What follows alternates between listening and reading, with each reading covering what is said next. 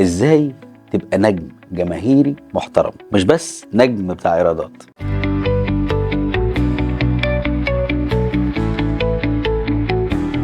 ولو هنتكلم على نجم محترم خلوق بني ادم انسانيا يعني، يبقى الاستاذ نور الشريف. الاستاذ نور الشريف مش انا اللي هتكلم عن افلامه وثقافته اللا حدود لها وعن تاريخه، انا هتكلم عن البني ادم الانسان نور الشريف. لما اتعاملت معاه كنت من يعني رزق كبير جدا وحظ كبير جدا ان انا وقفت قدامه، وان احنا بقينا اصحاب، وان احنا بقينا بنتبادل الكتب والثقافات، ويسمح لي ان انا اقتحمه ونقعد معاه في المكتب ونتناقش ويحكي لي. وهو بيحب جدا يشرح لاي حد عايز يسمع. فكنت مثلا الاقيه قاعد في الماكس في حته شعبيه والناس عايزه تيجي تتصور معاه، يقوم ويقف ويتصور معاهم رغم ان كانت رجليه وجعاه وكان ساعتها عامل عمليه في رجله. واقول له يا استاذ نور طب ما تتصور وانت قاعد. يقول لي لا ازاي يعني، ده ما ينفعش اكسر بخاطره، لازم اكبر بخاطر كل الناس. فتعلمت منه يعني ايه التواضع، وهو عارف قيمه نفسه كويس جدا بس هو متواضع جدا جدا جدا جدا. اتعلمت منه ان انا ما بخلش بالمعلومه على اللي قدامي. كان بيذاكر مثلا في مسوده فيقول لي انت عارف انا ليه بفرغ كده؟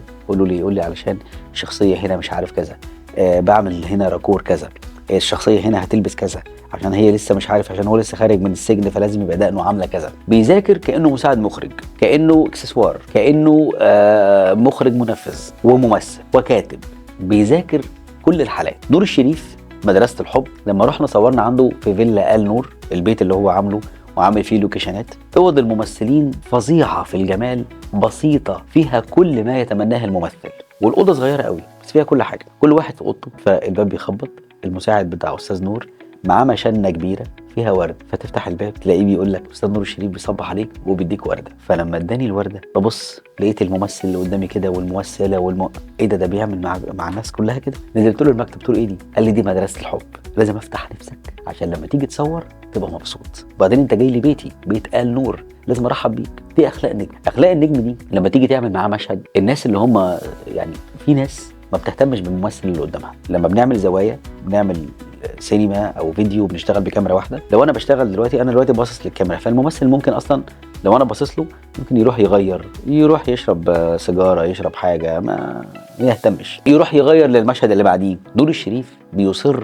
يقف في الزاويه للممثل ايا ما كان. فكان في مشهد ما بينه وما بينه والدنيا كانت مزنوقه قوي قوي، خدوا الزاويه بتاعت استاذ نور وجم في الزاويه بتاعتي، فجي قالوا له خلاص ريح يا استاذ نور. قال لهم لا لازم افضل باصص له. قالوا له ما هو حضرتك يا اما تفضل واقف يا اما العامل بتاع البولي اللي هو بتاع النور ماسك فل كده عشان يعكس الاضاءه هو اللي يبقى واقف، فمعلش حضرتك ريح. يعمل ايه بقى النجم العظيم ده؟ يقف ويمسك الفل مكان العامل عشان يفضل باصص له. طبعا انا وانا في المشهد مندمج لان انا باصص له في عينيه. بعد ما خلصت المشهد ببص لقيت استاذ نور الشريف ورا الكاميرا هو اللي ماسك البولي اللي هو الفل وبيتعامل على انه عامل. قلت له يعني ايه؟ قال لي يعني انت تستاهل ان انا اقف لك. نور الشريف لما كنا في مشهد مع بعض بنصور فجاه قام رامي النسخه، فالمخرج استاذ احمد مدحت قال له ايه يا استاذ نور مالك؟ قال له نرفزني من اللذينه، ممثل شاطر قوي. يلا نور الشريف يعترف ان اللي قدامه ممثل شاطر لانه واثق من نفسه، وقال في اكتر من لقاء ان احمد زكي من افضل